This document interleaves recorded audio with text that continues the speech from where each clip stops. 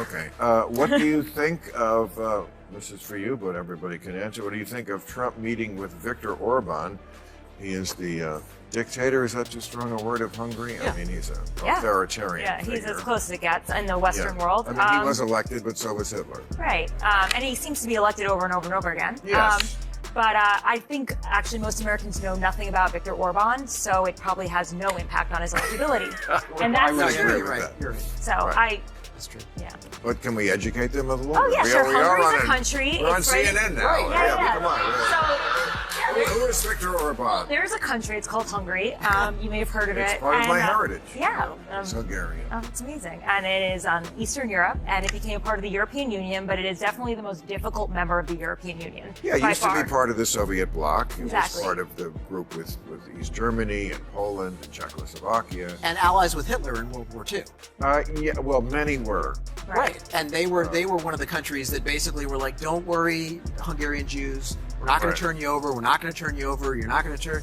Yeah, we are.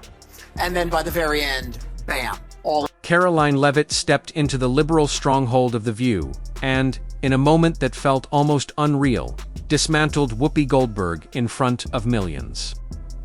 This wasn't just another on-air clash, it was a televised unraveling. Goldberg repeatedly tried to silence the lone conservative voice at the table, but every attempt fell flat. The tension skyrocketed. The exchange turned unfiltered, and Goldberg's grip on the conversation slipped away entirely. The aftermath was explosive. ABC scrambled to contain the fallout as advertisers quietly pulled their support, and Goldberg was abruptly removed from the program. Viewers were left stunned, and the media world is still buzzing as we break down what happened, why it happened, and what it could mean for the future of mainstream television. As sharp as ever, and questions that cut to the bone, Maher dives headfirst into this labyrinthine political quandary, urging viewers to confront the shadows cast by democracy's most controversial player. Right, and they have a very strong anti-immigration stance, especially with the migrants that are coming through Europe. They have been the most resistant to taking any migrants that have come through actually the borders of Eastern Europe as they came through Syria. And yeah, it's an interesting thing to see this country like try to have the benefits of the West, but also be resistant as well. You know who else didn't take any Syrian refugees? Saudi Arabia, where they might have fit in a little better. Right. I'm just saying. You know, it's. Yeah. I get it. Fair enough. Yeah. For years, The View has operated as a safe haven for progressive narratives, where conservative perspectives are often dismissed, mocked, or outright silenced. At the center of this dynamic has been Whoopi Goldberg, guiding conversations to ensure left-leaning talking points remained unchallenged. But that dominance shattered in one explosive episode. From the moment Caroline Leavitt took her seat, she went head-to-head with Goldberg, sharp, composed, and utterly unwilling to yield.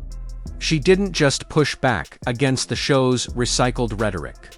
She dismantled it with calm, methodical precision. Long-standing accusations of hypocrisy against the program suddenly stood exposed. And for the first time in her career, Goldberg was left speechless. The exchange cut even deeper when the topic shifted to wokeness, a concept treated as sacred by the show's hosts, used as both shield and sword to enforce ideological conformity. Goldberg suggested Leavitt's views existed only because of that system, but Leavitt refused to be boxed in. Instead, she turned the spotlight on wokeness itself, framing it not as a movement for inclusion, but as a weapon wielded to silence dissent. In that moment, decades of dependence on identity politics seemed to crumble before viewers' eyes. Do you think a two-state solution for Israel and Palestine is possible? Yeah, we got 80 seconds. Let's 100%. And this is what so many people don't understand about Biden. You think it's I think it's 100% possible. Biden's the guy to do it because he's established his bona fides. These things do not happen overnight, and the first step of making peace is establishing your cred. There's an old saying, it's either U.S. Diplomatic Corps or Star Trek 6. Only Nixon could go to China, right? He was the only guy with the bona fides to do it. And Biden was so smart in Israel's darkest moment, right after October 7th, he came to Israel and said, I am your friend, I am your protector. So now he is in a position to say, as your friend and your protector, I can tell you the only long-term solution for Israel is a creation of Palestine. But you're only talking about this from one side. You do realize that Hamas does not want a two-state solution. No. They want the whole thing, from the river to the sea. Right. But Hamas needs to be isolated, and we need to talk. The fourth player in this quartet is the Arab world, right? And the good news here is that the world has changed in 20 years, and it's not your father's Middle East anymore. Right? This is not dictators in the 60s. In some ways. In some ways, but it's not like... In some ways it is. Yeah, but now there is a new coming war with Iran. And there are Yes. This is huge. And the Gulf Arabs... War especially, between Israel and Iran no, or us between and the Iran? Iranians and the Gulf Arabs. That's the war. That's the big conflict. And the Gulf Arabs are scared to death. Yeah. Which is why they tried to do a peace treaty with Israel, forgetting the Palestinians, because Right. their attitude is we need... Well, and again, for those people who we imagine don't know this stuff, but I think they probably do because they're watching CNN. For decades, mainstream media has operated as an unchallenged megaphone for democratic talking points, routinely framing opposing perspectives as fringe or dangerous. This confrontation, however, offered a rare and unfiltered glimpse of that bias playing out in real time. Goldberg didn't just lose the debate, she failed to even mount one. When presented with verifiable facts, she stumbled. When challenged with logical reasoning, she faltered. This wasn't merely a personal defeat for Goldberg. It was a symbolic blow to the establishment media machine that has propped her up for years. Across the nation, viewers witnessed the cracks in that system, and many are now beginning to reject it entirely. The Iranians are Shiites, and the Gulf Arabs, most of the Arab world is Sunni. Yeah. Okay, that's I think 85%. But the Shiites are very strong, and the Iranians have proxies in almost every country that is surrounding Israel. They have the Houthis, that's in Yemen, that's to the south. They took over Iraq because we stupidly went and undid the balance of power there. Syria, and Lebanon, Hezbollah. So that is a Shiite Iranian-led arc that goes all around the Middle East. And yes, it is very frightening, and that was causing Saudi Arabia and Israel to make peace with each other, because the friend of my friend is, or the friend of my enemy, or whatever that saying is. My cousin's cousin is my friend. I don't know, but you know what I'm trying to say, you know.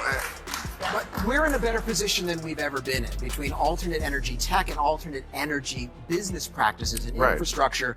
We're not their crack whores anymore. Right? We're in a position now where if we walked away, we'd be in much less pain than we were 20 years ago. And 20 years from now, we can just walk away. And they know that. So now is the time to really pressure them and say, listen, if you want our support against Iran, you need to back a Palestinian state and use your money to build it, and then use your sons in their uniforms to be a peacekeeping force. Right. But again, you're going to have to convince the Palestinians themselves that they don't get the whole thing, because they don't seem to really want to give up on that idea. Well, the that's whole the thing. river to the sea, we get it all. Well, that's Hamas. Are we talking that, or regular Palestinians? Well, you know, most Palestinians are just regular people who want a life. And remember, it was Arafat who walked away from that. Right. It was their leadership. Well, he was what you would call a regular Palestinian. I don't know what that means, but you're talking about the West Bank. I'm talking about the West Bank versus Gaza. Those are two different ecosystems. The backlash was immediate and unforgiving.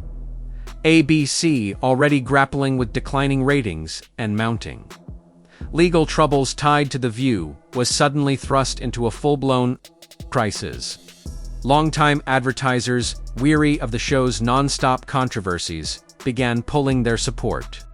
Even the most loyal viewers started to wonder if the program had finally crossed a line. Then came the moment few believed would ever happen. Whoopi Goldberg was pulled off the air.